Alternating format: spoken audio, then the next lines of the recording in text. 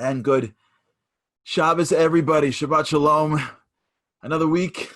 It's amazing how quickly these weeks are going. This is a very special show for us. This is going to be the last show of the, I would say, the summer season. Starting next week, we're going to be doing the Shabbat show on Thursday night.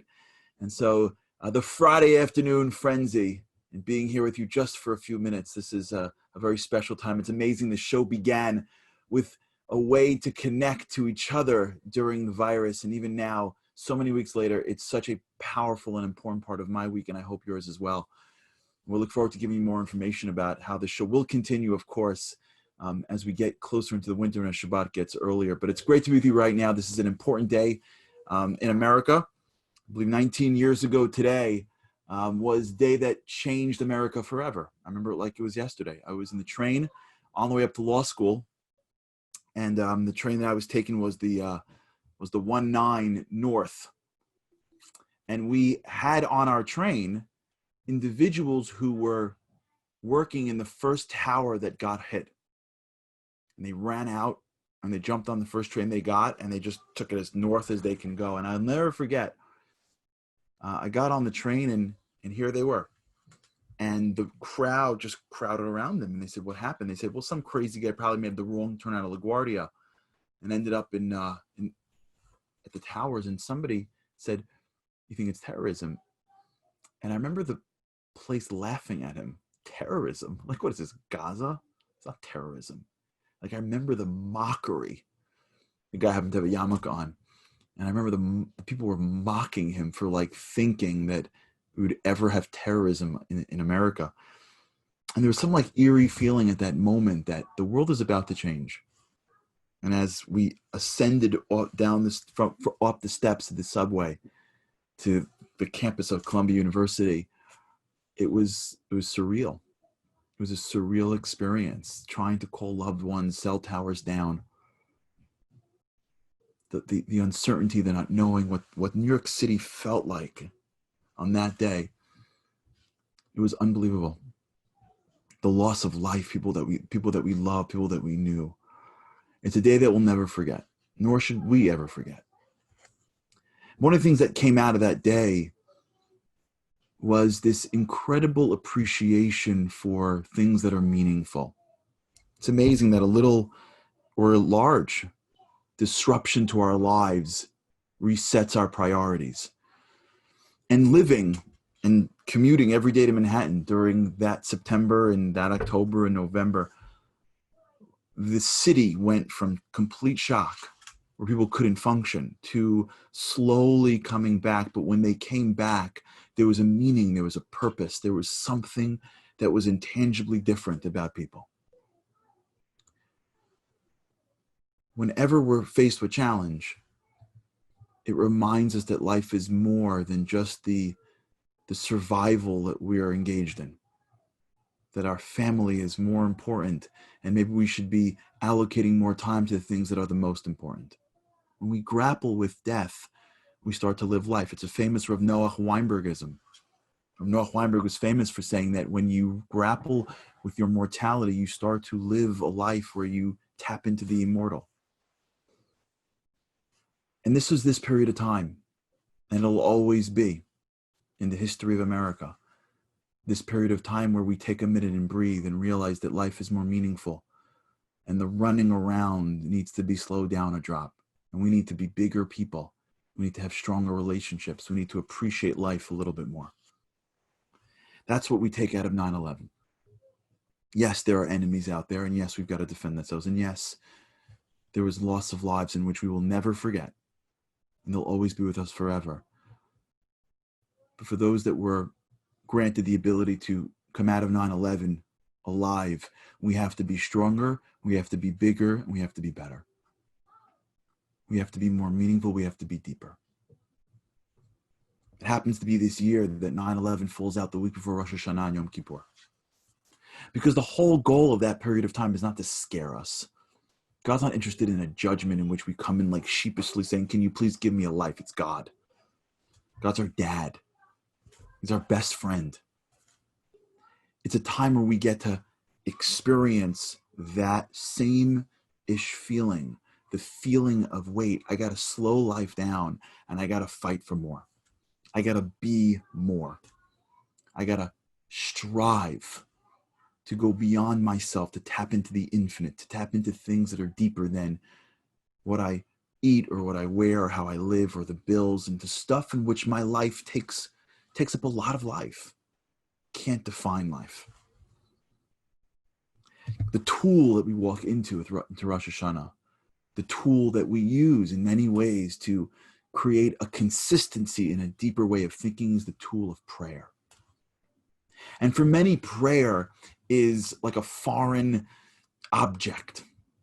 We're taught it growing up, and in some cases it's taught and pushed a little bit too much sometimes, maybe for some people, although maybe they just feel like it's too much and we don't understand it and we do it, but it's meaningless. For some people, it's they walk in every once in a while and they open up a book and words don't make sense and they got to sit in long prayer services or the cantors. Everyone has some conjured up image of what prayer is or isn't. And today we're going to begin to uncover it. Because when you understand that prayer is not just a tool, it's a sword. It's a powerful weapon in which we can cut away at the physical world and unravel and unveil the spiritual world. We start to realize that prayer is something that is totally accessible and available to me or to you, no matter our background, no matter our denomination, no matter our connection. It's available to all of us. That's what we're going to do today. So stick with us. We got a great show. We got Rabbi Heshi Kleiman on. We got Dr. Lisa Aiken on. We're going to meet an incredible family who's being honored by the dinner, the Mandelmans. We got Jamie Geller, of course. We got new music videos. And we've got, of course, the ability for us to get Shabbat Shalom in together. Let's begin by telling you what's going on in Project Inspire this week. Check out MindFlex. MindFlex is a great program. This week, we got two great rabbis teaching. You don't want to miss it. Rocky Mountain Torah in preparation for the high holidays.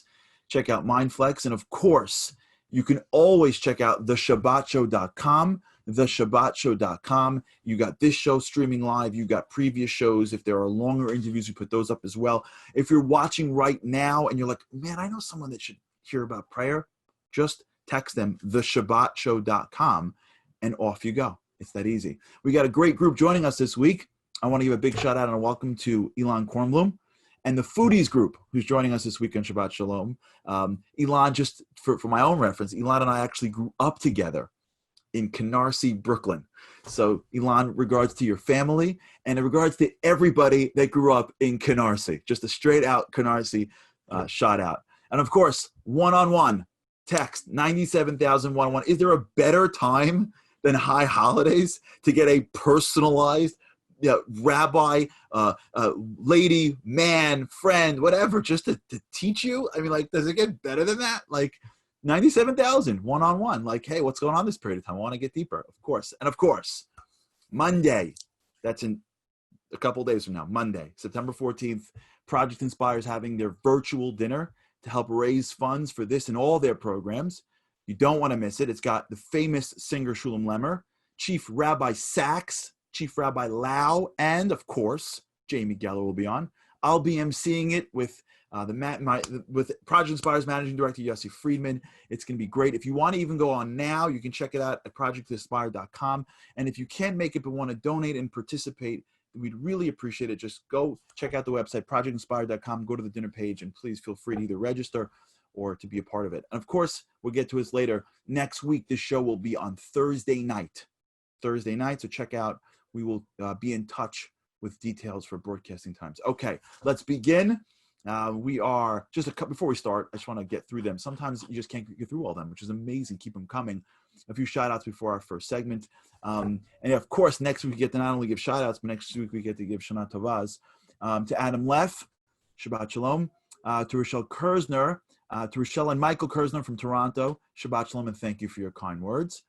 To Chana, Shabbat Shalom, to Roger and Erica Matloff, Shabbat Shalom in chilly Southampton.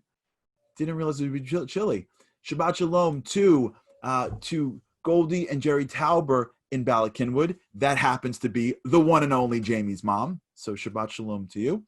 Shabbat Shalom to the Novak family in Toronto. Shabbat Shalom to Helene. Shabbat Shalom to Ozzy from Baltimore. Okay, let's get rolling here. First, I want to go to our man Michael, with Michael on the street for his special report. Hello, hi, I'm Michael Apfel. I'm going to be asking people what prayer is. I'm going to be asking what it means to them, who they pray to, if they pray to anybody.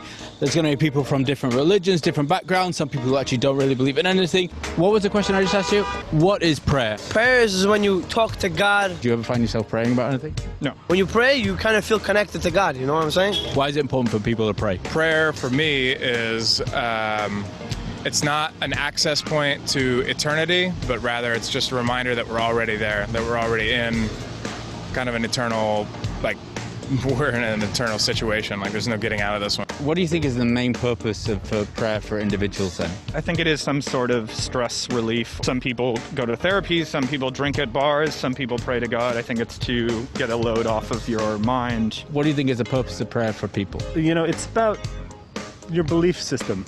And if you're in your belief system, you can find solace in prayer and the dialogue that you have with a higher power. It's a good thing. I think if you don't necessarily believe in a higher power, you can still use, you know, a prayer to an unheard voice as counsel in the same way. Are you of any kind of religion, like practicing or not practicing?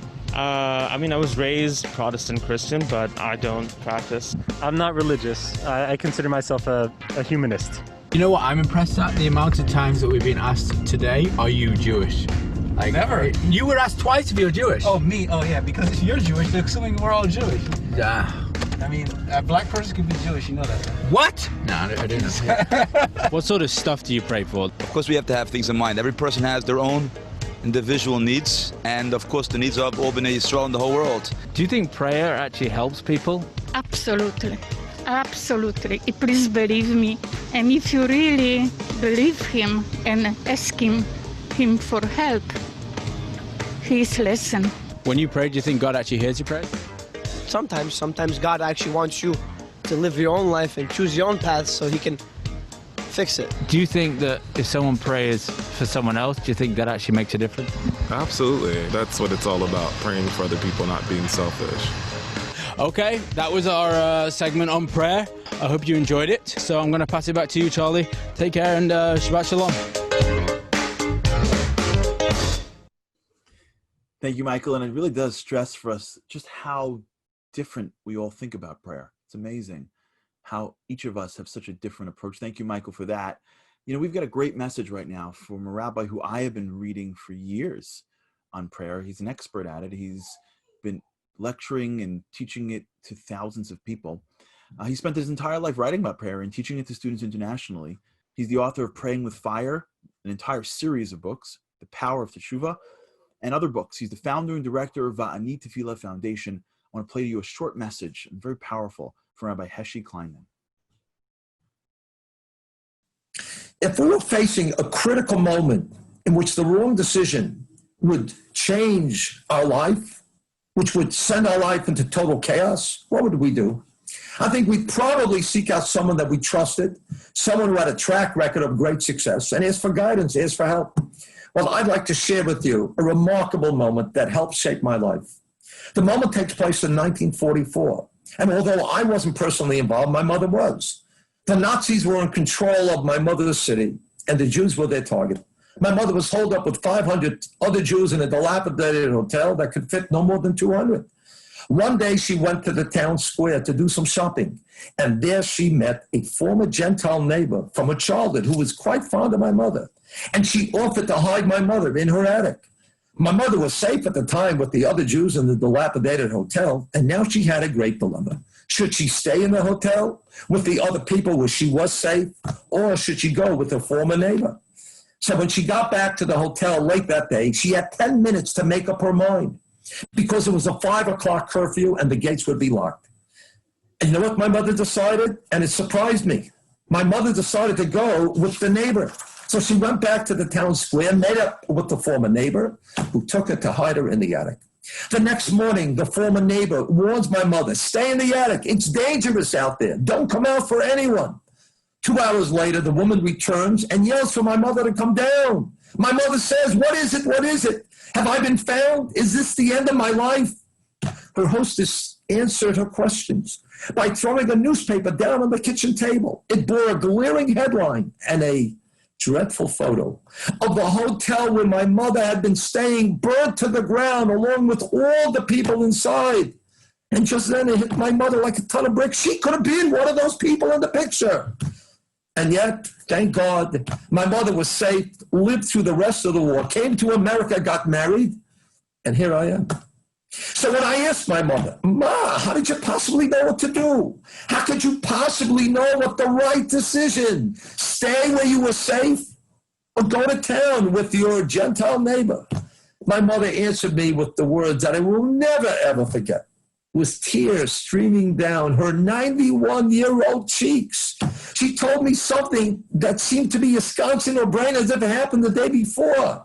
She said to me, Kakala, you need to know that whenever I had an important decision to make in my life, I always looked heavenward and I begged God. I would say, sweet Creator, help me make the best possible decision and please protect me.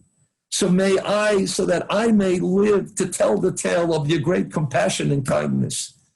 My mother must have told me this story literally 10 times in the year before she died. And she died at the age of 92. I guess it was my mother's way of passing the critical advice to me and to the future generations. That when you need help in a critical moment of life, speak to God. He is your sweet Creator. My mother's epiphany, her moment of truth, was during the World War in 1944.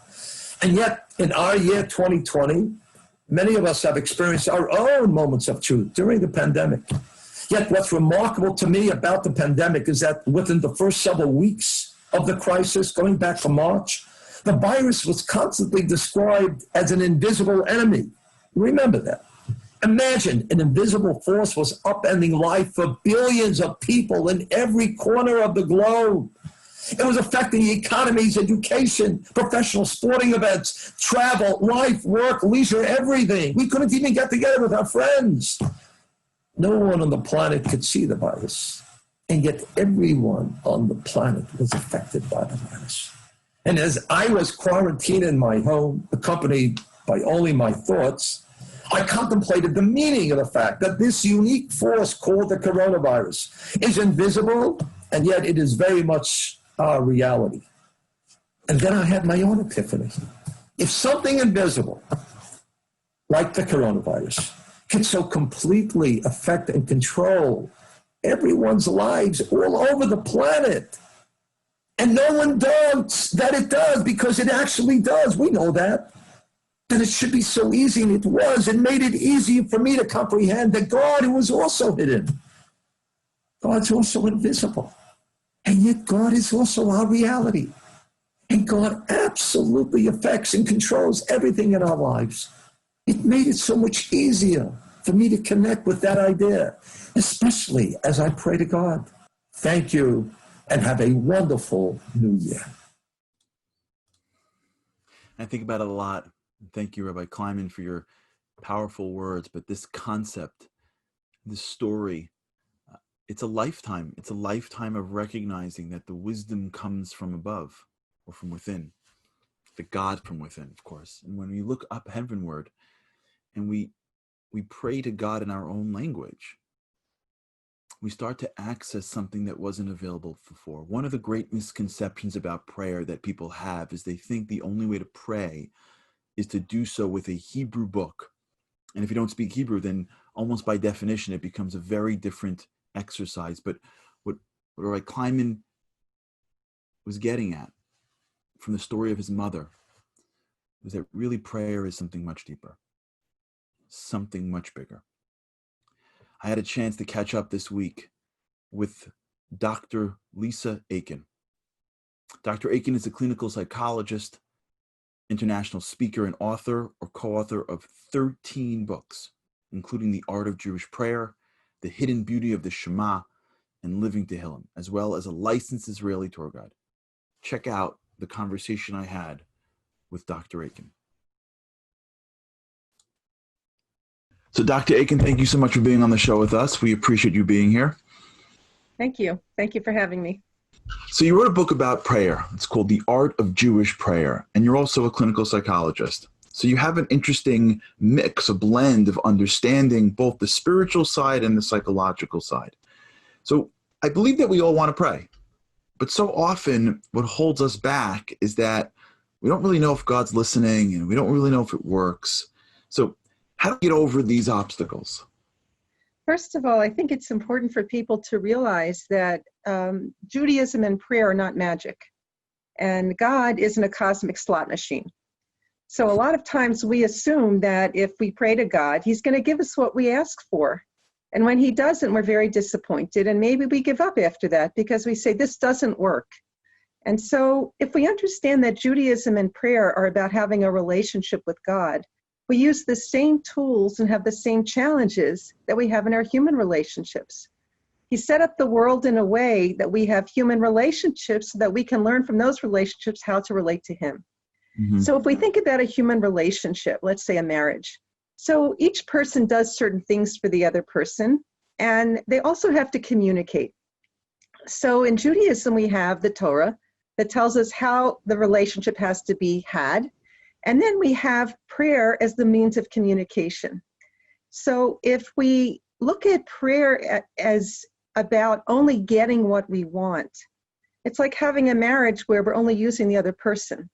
Mm-hmm. So we have to be partners in that relationship. And the same way, the first time we meet our spouse, you don't fall in love in the first 5 minutes. We have to develop it over time. We have to use skills. We have to do things for the other person. We have to invest in the relationship, and we have to be vulnerable. We have to disclose our feelings. We have to show that we care about what's important to the other person. And so the same thing with prayer. When we come to God to pray, we can't expect that if we daven, if we pray for 3 minutes, that, a miracle's going to happen and he's going to appear in a cloud of fire, and, we're going to be 100% sure that he exists. We have to work at the relationship. And the working at that relationship means talking to him, bearing our souls, being vulnerable, and being willing to hear no as much as we're willing to hear yes. So if I only take God in my life when he gives me what I want, that's not God.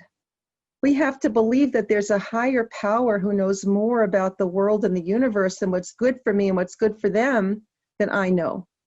Mm. And so the way we view not having things in Judaism is about a vehicle for us to connect to God, because if we had everything we needed, we probably wouldn't talk to him at all. So when we lack something, it becomes a motivation for us to talk to him about how we feel and what we're missing and how we need him in our lives. And if we believe that he's really powerful, then he's the source of all the love and all the things that we're looking for. But at the end of the day, if we open ourselves up and we ask God for things that we need and he doesn't give them to us, the process of prayer is first and foremost a way of intensifying that intimate relationship that we want to have with God. It's not first and foremost a way of manipulating him to get what we want. Right. And we also have to accept that we sometimes have to change to be partners in that relationship and to make the prayers effective. Yeah, it's. I want to share with you the feeling that I have in the implications of what you're saying, which is what I'm hearing from you, which is very powerful, which is the following. The relationship with God is a different relationship than we may be used to. That's really just me standing here and speaking to you standing there. Relationship to God it's an all-encompassing relationship in which he is all around us. And he is delivering for us, and we are part of his world. And the more we are attuned to his method of communication, which is circumstances and speech of other people to us, the more we are aware and grateful of the godliness around us, the more we're able to step into that role and really create the relationship how he speaks so to speak, not just how we speak. It's a total shift in how one would approach not only prayer, but in our general way we relate to God. You know, it's a beautiful thought, Charlie. When I work as a psychologist, I often tell men and women in couples that they have different languages. They have different vocabularies, different ways of communicating. And God also has a different language.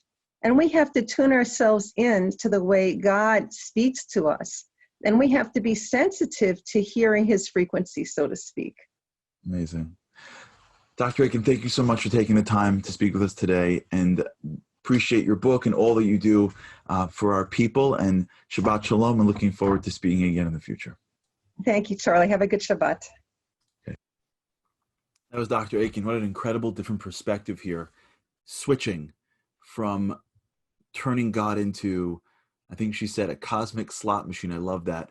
Or I would say Amazon.God, to using the things that we are lacking as a way to create the relationship. It's a very powerful concept. A couple more Shabbat Shaloms to RM. Shabbat Shalom, Hindi and Leah Miller. Shabbat Shalom, and thank you for the hopefully future viewership on Thursday night. To Hillary and Lawrence Hess in Fairlawn, Shabbat Shalom. To the Popels in Miami, Shabbat Shalom. The Simons of Phoenix, Shabbat Shalom. Leah Peril, Shabbat Shalom. To the Mervis family in Silver Spring, Maryland, Shabbat Shalom. To Bonnie Artelli in Austin, Texas, Shabbat Shalom. Rana Salinger, Shabbat Shalom. The Silvers in Highland Park, Shabbat Shalom. Adam Leff in Mount Vernon, New York. Eric and Elisa Hirsch, Shabbat Shalom to you guys. Rivka Tyler, Patriots Rock, Shabbat Shalom to you. One more thing, very important before we go to the next segment. If I am getting your name phonetically wrong, please, when you send me the note, spell it out for me phonetically. I want to make sure when I wish you a Shabbat Shalom, I'm getting your name right. Okay, let's go to the next part. We've got an incredible video from Aish.com. It's really about prayer, especially as it relates to the Western Wall and Israel, and just how much our prayers matter, and something that really inspires us. So if you've been to Aish Torah and you've been able to go to the wall and you pass by this room, you'll remember this video. But otherwise, it's a video that can really touch your soul. Check out this video from Aish.com.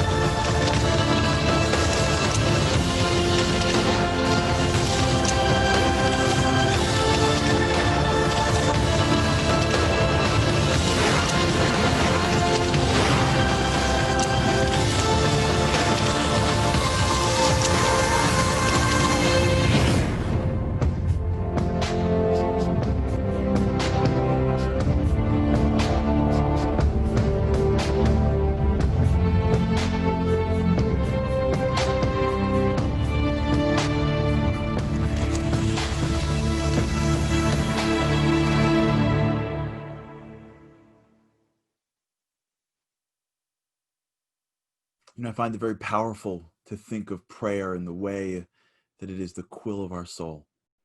How we pray, what we pray. These are the words that they come out of our mouths.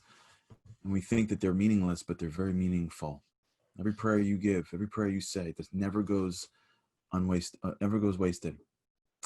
We got an incredible couple coming up this week. We have the Project Inspire dinner.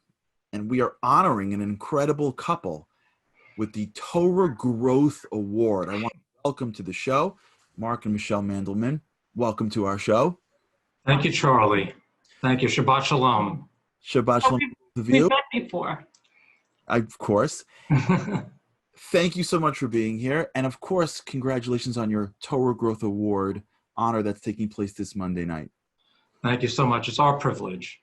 So tell us a little bit how you got involved with Project Inspire. People may not know of it. They're coming to the show for the first time. They don't understand, I guess, the breadth and the reach of Project Inspire. And two, you've been around for so long. Tell us how you got involved and the impact that's had on your life. Yeah, so it really started off with the trips to Israel that Project Inspire sponsors for both men and women. My wife went on a trip in 2014. And then that really just sort of lit the fire for us and got us going. We started continuing to participate. My wife pushed me to go on a trip, and I went with you and spent a week with you in 2017, Charlie. And then my wife went on 2 additional trips. One is a madricha, and I did a second level trip. But you know, Project Inspire really has gotten us, exposed us to such amazing learning. The lunch and learns that Project Inspire runs, the Whiskey and Wisdoms, the Shabbatons that we've been to, the learning that we've done, and the growth that we've experienced through Project Inspire is just amazing. And we've met so many friends and people that we've become very, very close to because of our participation in Project Inspire events, and we wanted to keep the enthusiasm going. So we have every year we've hosted a reunion dinner for all of the Bergen County trip participants here in our home for about 5 years running. And in fact, this year was just before coronavirus, so we got it in this year, but it's really changed our lives. It's incredible, incredible. And Michelle, how have you sort of seen the impact that it's made on you, and what are you seeing out there from your perspective? Well, every Friday, this show is a must. It's like I have to schedule it in. I have my exercise in the morning, and then this show is like a staple in my diet, and it's my spiritual diet. You know, this show's been going on for 22 weeks. It's taken us back all the way to April, you know, and that's what we call a ritual. She's listening to the boost, Charlie. When I think about the Shabbat show, it has such an important impact on our family. I see it as another form of learning. It's just an audio visual learning, because just the whole segment on prayer, how awesome. Thank you. You learn to understand what prayer is. If you don't know what it is, you know it now. I love learning. And all the different learning opportunities that we have, I take in.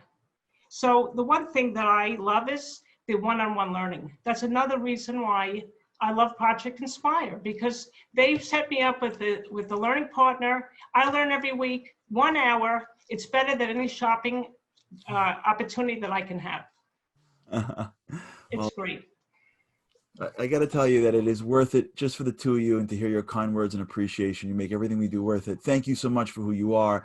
Mazel tov again on your honor. And for everyone who's watching right now, please feel free to join us Monday, September 14th, to, of course, be part of your honor and the guest. Shabbat Shalom to both of you, and continue inspiring and shining your light on the Jewish people. And don't forget to donate. This organization needs your money so we can continue to provide informative learning for everyone. Amazing. You guys right. You go to projectinspire.com right now. If you're not going to be there, you want to give a contribution, please do. Shabbat Shalom. Thank you so much for joining. Shabbat Shalom. Thank you, Charlie. Amazing. It's so great when you have people that care and that are there and that appreciate it. It's amazing how awesome that is. So thank you so much for who you guys are. Okay, it's time for Kahoot. This is the time where all the competitive juices begin to flow. To my mom, I hope that you're logging on. This is usually the post call. This is the Shabbat call that we go through, 992-7940. Last week we had some new entrants into this, so you should be really careful. Those who are jumping in right now, you got some of the key players, but it's going to continue to bring them some new people as well. So check it out. Go to kahoot.it or get it on your app, 992-7940. Okay, as everyone's pulling into Kahoot, I want to get a couple of Shabbat Shaloms in. To Miriam, to Miriam, Shabbat Shalom. To Esther Layer Marchette from Boston, Shabbat Shalom. Rivka Mansour, Shabbat Shalom and thank you. Fallon Levin, Shabbat Shalom to you. To Fallon and Michael Levin in Southfield, Michigan, Shabbat Shalom. To Ken Winkler, Shabbat Shalom, and I hope you're feeling good. To Jennifer Badani from Thornhill, Canada, Shabbat Shalom. To the Benjiji family, Shabbat Shalom to you. Shabbat Shalom to Jen in Georgia. Shabbat Shalom and thank you for your kind words. Lori Heifetz, Upper West Side, Shabbat Shalom. The Patulski family, Shabbat Shalom. The Bagun and Bolton family, Shabbat Shalom. Henya from Toronto. Joel Salzman of Milwaukee, Shabbat Shalom. The Duke family in Thornhill, Shabbat Shalom. Shabbat Shalom to Gail Bloom and the Blooms in Brooklyn, Shabbat Shalom. Okay, here, are we ready? Let's get rolling and let's start. Let's give everybody one more minute. Okay, let's start. Let's do it. The fun begins right now. Question 1. How do you say prayer in Hebrew? Sheket, Tfilah, Tza'aka, and Lechaber.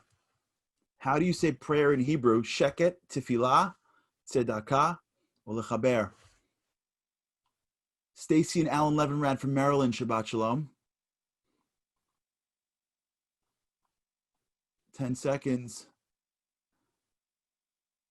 10 seconds. 5. Yosef Doe Farrell from Passaic, Shabbat Shalom. Here goes. Tfilah. Oh, man, that ripped. We got to make our questions harder. Shabbat Shalom. Wow. Rivka, Diamond, the Lakewood, Rachel, Avigdor, and M-Fan. Remember, if you get the answer, you get points for the speed. Let's go to the next question. You get points for the speed. Okay, what is different about the first day of Rosh Hashanah this year than most years? What's different? Bigger short of a brisket? Is there a shortage of brisket? First time it falls out on September 18th.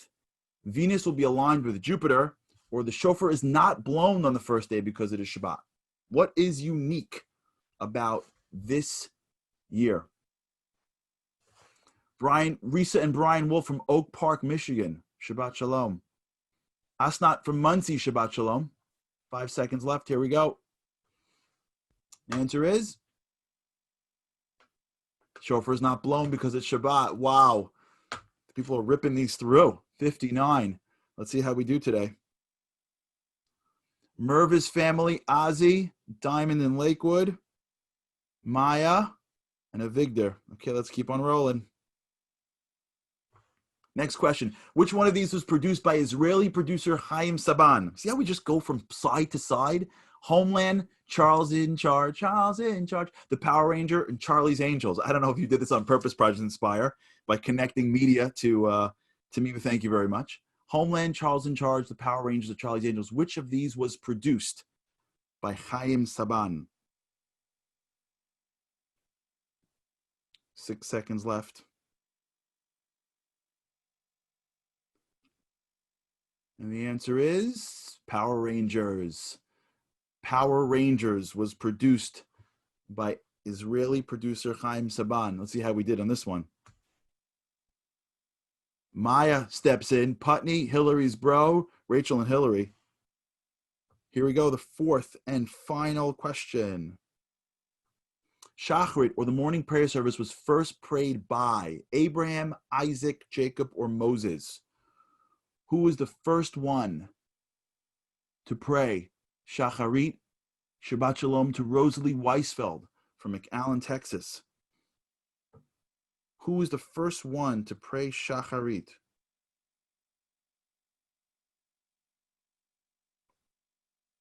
Five seconds left. Here goes.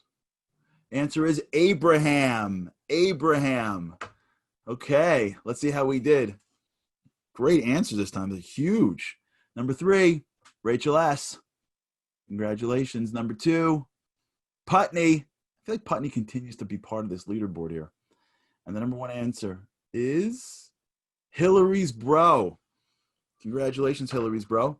Hillary B, I guess that's Hillary, and Patriots Rock make the board. We're giving out prizes for that has holiday written all over it. So check out, go to projectinspire.com, email them there, and they will get you your holiday prizes. Get it at info@projectinspire.com. Last week we had a new singer we brought on, a guy named Tony Polanski, and his video really touched a lot of people here. We found another one of his great videos, so check this out.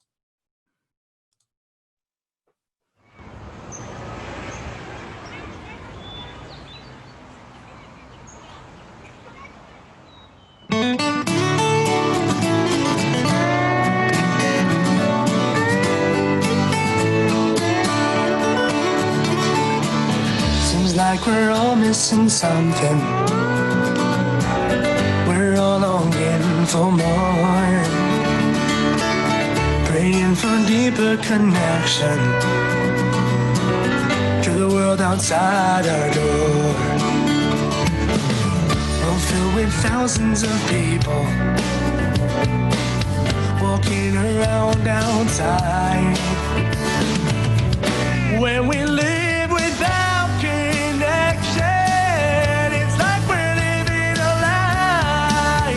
Long for the day when we'll pick up the pieces. Long for the day when we'll finally be whole. Long for the day when we'll see past the surface. Oh, I love each other for the light in our souls. Do you remember that one day when everything went wrong? The world was falling to pieces. Felt like you couldn't go on. But somehow from under the rubble, some clarity shone through. You can destroy, you rebuild your world. The choice is up to you. Oh, for the day when we'll pick up the pieces.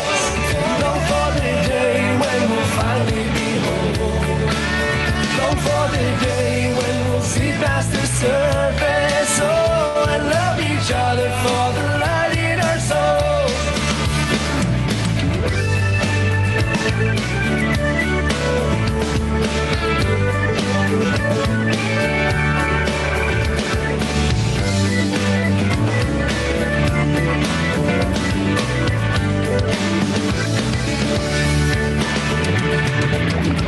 Don't you know that you're strong and powerful, yeah? You gotta believe, whoa. Don't you know that you're strong and powerful, yeah? You gotta believe.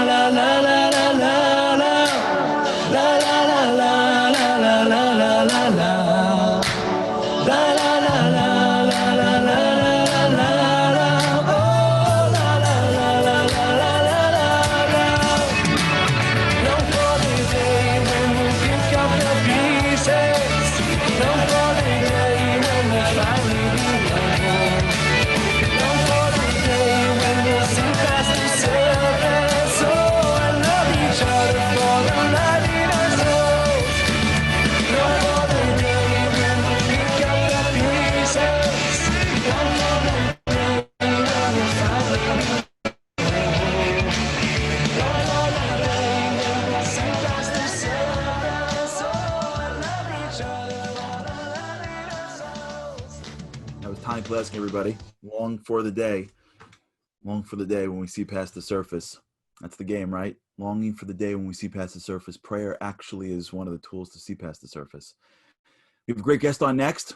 Rabbi Simcha Barnett is joining us on the show.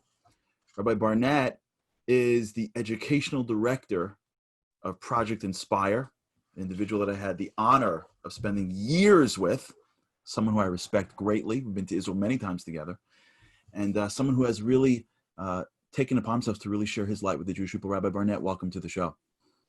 Hey, Charlie, how you doing? It's great to have you on. Good to see you. It's good to see you as always. Thank you. We're talking about prayer, and there's so much about prayer that I want to sort of go through with you here. And one is about the interrelation between prayer and desire and ratzon. How does that work? Do you pray for what you want? How does a person align their interest and their desires with prayer? Well, listen, what I wanted to bring Rabbi Weinberg in, founder of Asia Torah, who talks about Torah's Chaim, Torah for living, very practical. I know you're a big sports guy, so am I.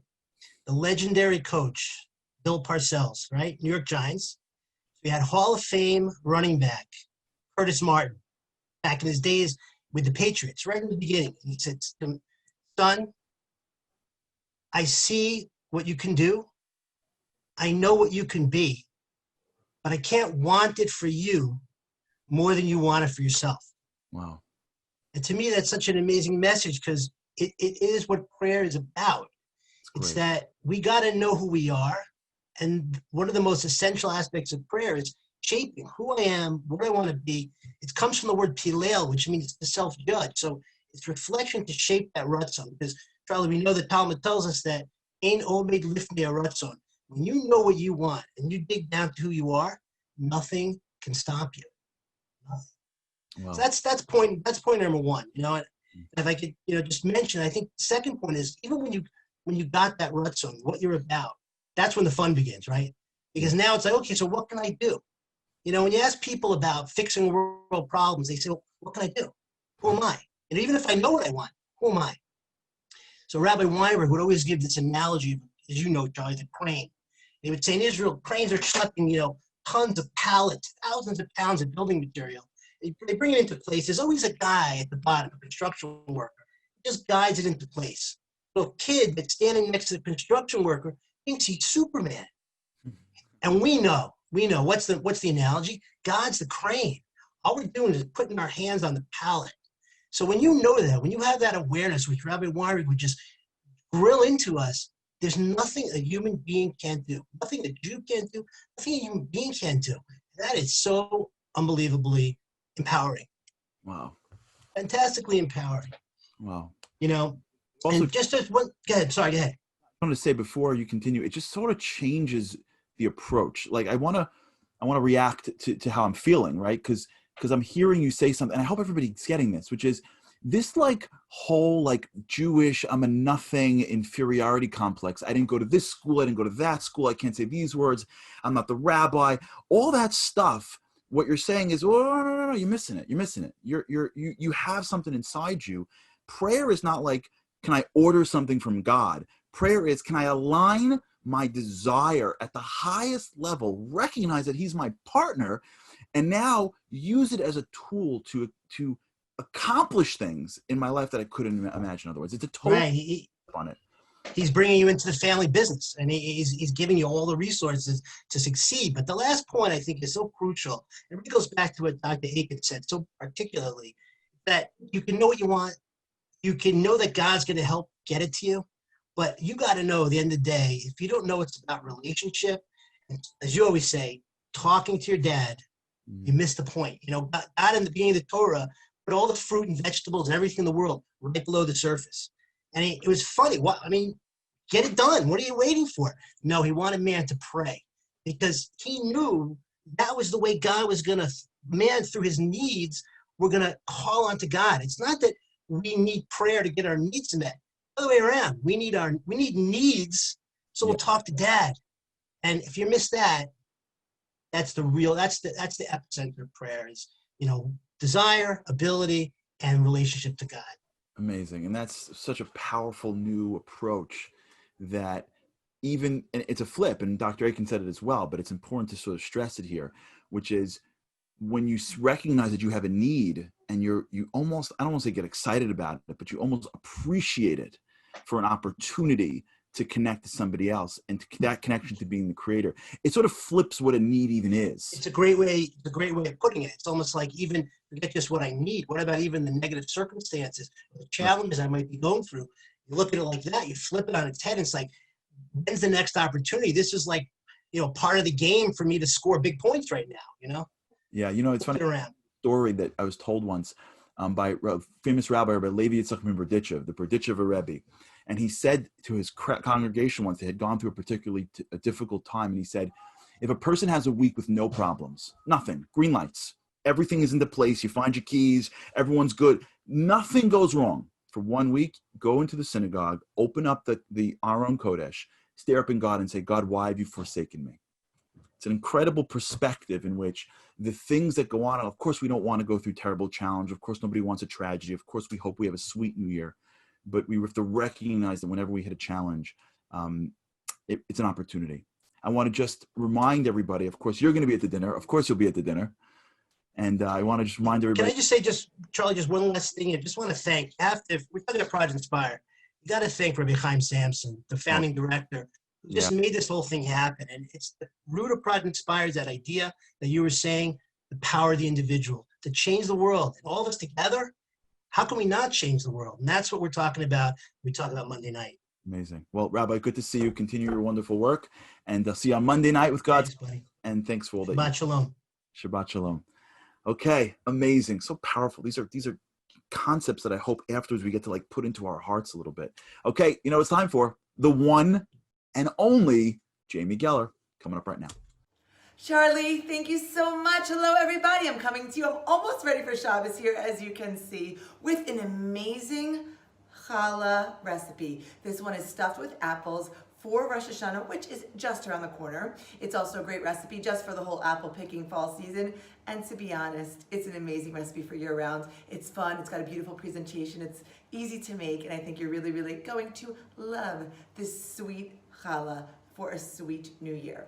Now, I just want to say one little funny thing here. This week's episode is about prayer, and I don't know how many of you know my story, but I started out in my career as a non-religious TV producer, and my signature dish was burnt toast, okay? If you need the recipe, just be in touch with me after. But I knew nothing about the kitchen. I was raised to be a career woman and not a balabusta. So under my chuppah, under the marriage canopy when I got married, I actually prayed for my food, that my food would be good and my future husband would love it. I really needed help. I needed divine assistance, and I was told that, and now I know that under the chuppah, under the marriage canopy, is an auspicious time for prayer. So I prayed so hard as I circled my husband in the traditional 7 times for food, never imagining, just hoping I'd be able to put out a decent Shabbat meal, never imagining that this would be the result of those prayers. So it just shows you the power of prayer. And I want you to keep that and hold that close to your heart, always, every day, and especially as we go into these high holiday season. So I hope you love this challah, and make sure to tune in Monday night to join us. Join, donate, and celebrate at projectinspire.com/lights, and you're in for a major, special, incredible event. Shabbat shalom.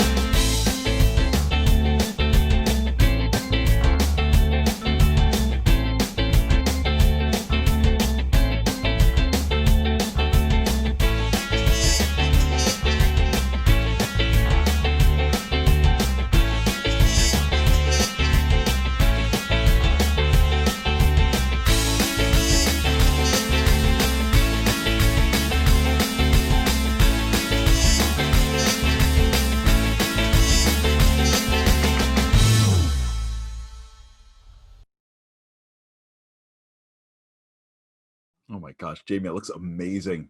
Jamie Geller. Woo! How quickly she makes things that look phenomenal.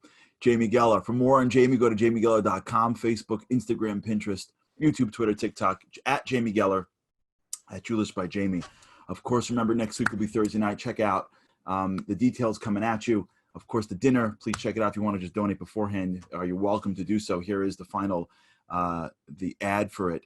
So please feel free to check that out and be part of the dinner with us. A couple more shout outs for those that are watching through my Facebook page. Joseph Bitone, Shabbat Shalom. Judy Hertzfeld, Shabbat Shalom. Lisa Weber, Shabbat Shalom. Ellie Cohen, Shabbat Shalom. Rana Adler, Shabbat Shalom. Yehuda Hasklovich, Shabbat Shalom to you, and Shabbat Shalom to everybody else. And really, I want to just thank everybody. I'm looking forward to our new time. I'm looking forward to sticking, hopefully, together with our family. It's been I can't believe it's been 22 weeks. Can you believe that? I cannot. And it's amazing being able to be with you guys during this period of time as the sun sets and we enter into the best time of the week. This is it. This is the moment where it all shifts. And, you know, like every week, every topic is connected to Shabbat.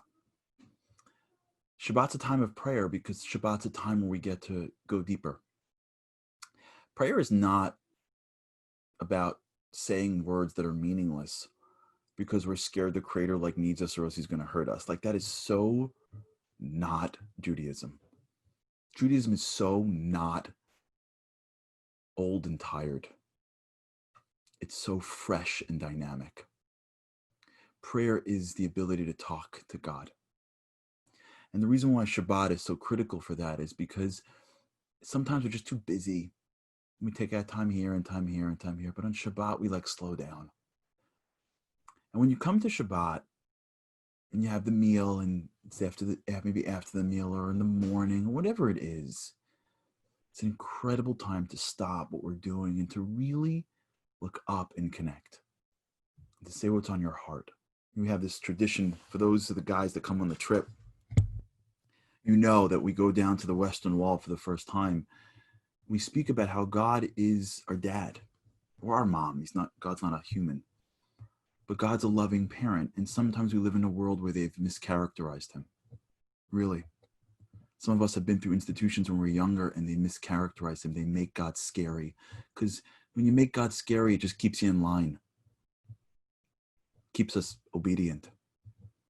God's not scary. He deserves respect. There's an awesomeness to God, but he's not scary. There is no better time in our lives than this Shabbat, the last one of the year, to begin a new relationship, to deepen what we have with God, to ask him not only for the health and happiness of our family, but to ask him to help us get closer to him, to help us appreciate the sweetness of this relationship, to ask him to enable our eyes to see deeper than the physical, enable our heart to feel more than just what our bodies desire, to enable our ears to hear things that empower us, to enable us to connect to him and to see challenges as ways to connect. Like Rabbi Barnett said, to see the power of our soul. There's nothing better than to spend Shabbat connecting with our loved ones and to include God in that inner circle. So as we get to the last Shabbat of the year, I'm excited for the new year. We should be worthy of a great new year. Next week on Thursday night, we'll have our show about Rosh Hashanah. But I want to wish you one more time, from me and mine to you and yours, Shabbat filled with peace, a Shabbat filled with perspective, with wisdom, with prayer, with purpose. A Shabbat where we stand before our dad in heaven and speak to him in the way that he loves, the way a child would speak to a loving parent, the way you'd want your kid to speak to you. May this be a Shabbat that is the end of the year, and it may be the greatest one that we have until now, and may everyone afterwards get even better. Thank you for being a part of this family. And with all my heart, I wish you Shana Tova, a good Shabbos, and a Shabbat Shalom. Cannot wait. I hope and pray that next week when we do our Rosh Hashanah show, we can do it in the streets of Jerusalem. But if not, with God's help, I can't wait to see you next week. Shabbat Shalom.